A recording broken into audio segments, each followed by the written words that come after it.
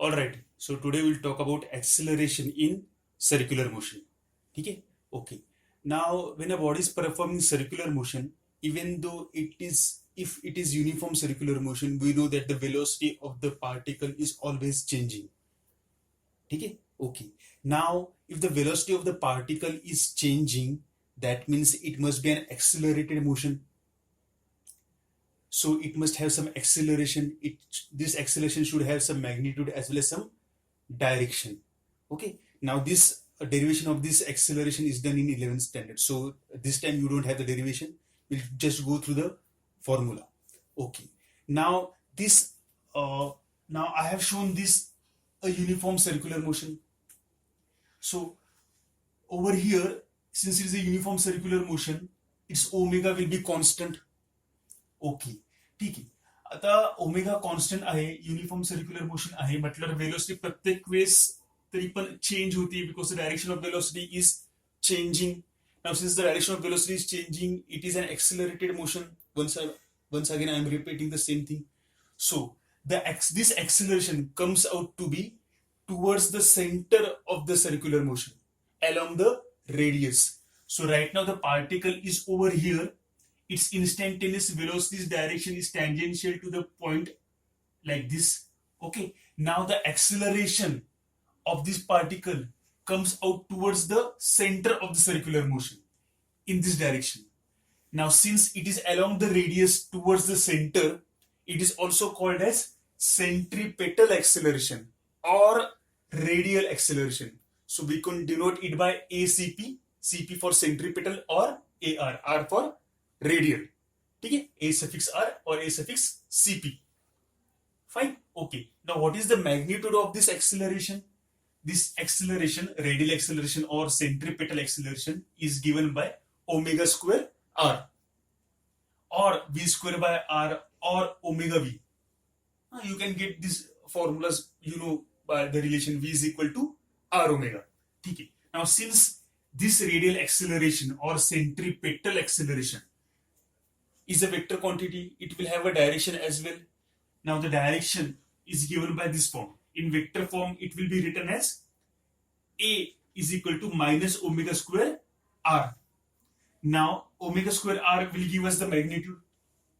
Now the minus sign will indicate that the direction of this acceleration, that is the radial acceleration or centripetal acceleration, is opposite to the direction of radius vector. Now we know that the radius vector's direction is from the center towards the position of the particle. This is the radius vector's direction. Okay, towards right hand side at this instant. So the minus sign will indicate that the direction of radial acceleration is in the opposite direction towards the center. Okay, opposite direction, opposite to the direction of R. Now again, this will be also written as omega cross V, cross product of two vectors. Okay, omega cross V. Now again, we have discussed last time how to use our right hand to get the direction of the cross product. Now omega cross V, once again we'll talk about the magnitude first. Its magnitude will be omega V sine of theta, where theta is the angle between omega and V. Okay, now the particle is rotating in an anti-clockwise sense. So we know where will be the direction of omega. Use our right hand rule. How do we use this rule? We know that we have to curl the fingers of right hand in the direction of the motion. Then the thumb will indicate the direction of omega. Right now the omega is out of the board. So it will be like this. The vector will be like this, out of the board. Fine? Okay. Now, as I said, now the direction of V is like this. So we were talking about the magnitude. Omega V sine of theta, where theta is the angle between omega and V. Now omega is in this direction, V is in this direction. So the direction between omega and V is what? It is 90 degree. Na? The direction between omega and V is 90 degree. Okay? Okay. So omega V sine of 90 is 1. So we are back with the answer AR is equal to omega V. Now how to find out the direction? Okay. So for the direction, look here, omega cross V. So omega is out of the board, and we have to curl the fingers from the first vector towards the second vector. then my thumb will denote the direction of the resultant vector, that is AR. So omega is out of the board. Omega cross V. V is where? V is upwards. So omega cross V. My thumb is denoting the direction towards left hand side. And hence, as you can see, the direction of AR is towards left hand side. In this case, towards the center. Fine? Okay. So you can note this down. Once again, we can check when the particle is over here. When the particle comes over here, the direction of V will be like this. The direction of R is like this. When the particle comes over here. Okay. Again, omega is outside. Omega cross V. So omega, one second, 1 meter. Omega is outside. So omega cross V we have to do like this in this time, right? First vector cross the second vector. So the thumb will denote the direction of the resultant vector. So as you can see, again we are getting AR towards the center, right? Okay. Okay.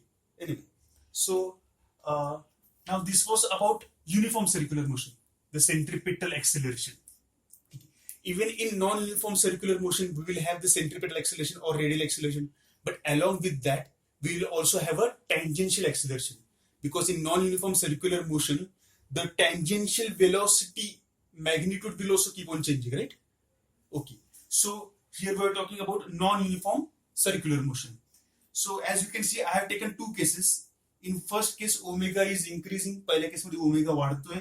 दुसऱ्या case मध्ये omega is decreasing. Okay, ठीक है.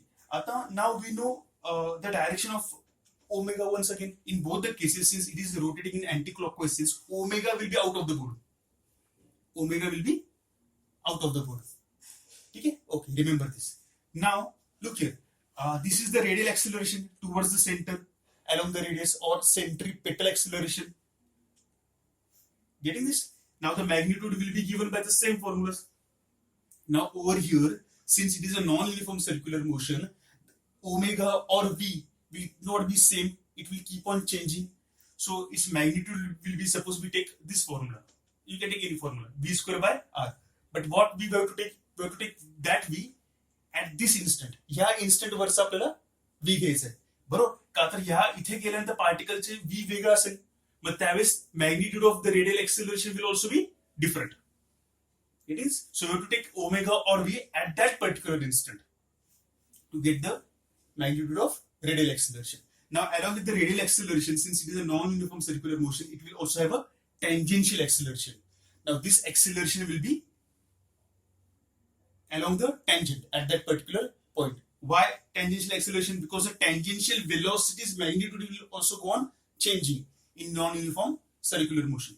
Okay? Okay. So this is AR given by the same formula. This is AT. Okay? Now, since it is a non-uniform circular motion, it will have some angular acceleration that is denoted by alpha. Okay? And where will be the direction of alpha? Now we know that if omega is increasing, in this case omega is in this direction and it is increasing, the direction of alpha will be in the same direction as that of omega. म्हणजे ह्या case मध्ये अल्फाची direction हीच असणार out of the board. ठीक आहे? Okay. Now okay, over here, look here. In this case I have shown that the omega is decreasing over here. म्हणजे omega कमी होत चाललाय. आता omega was outside the board.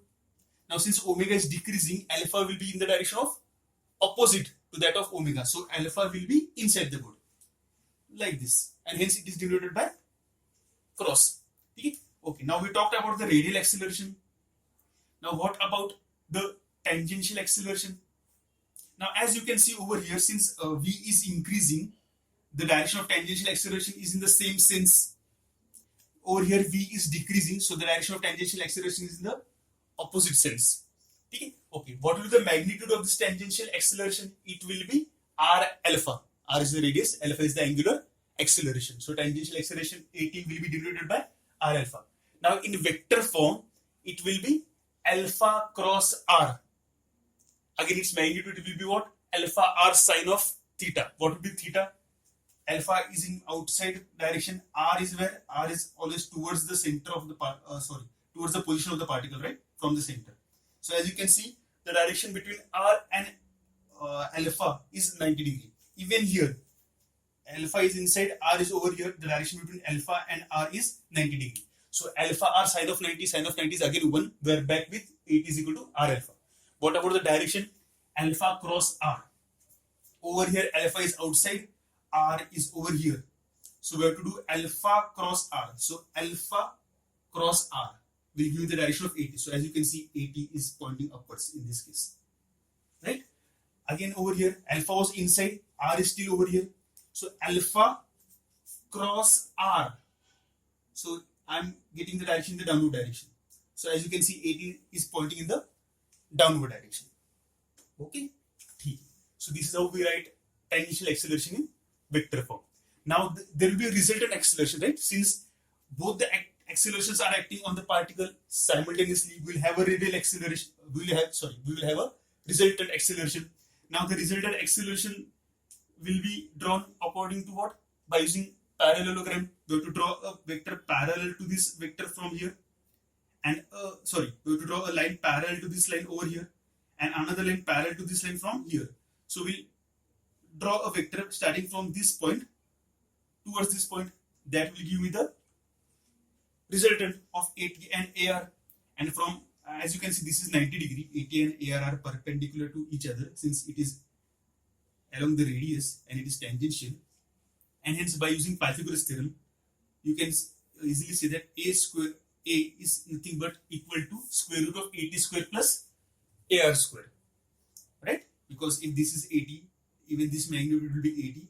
And as you can see, I can apply Pythagoras theorem over here. This is the hypotenuse. So A square is equal to 80 square plus AR square.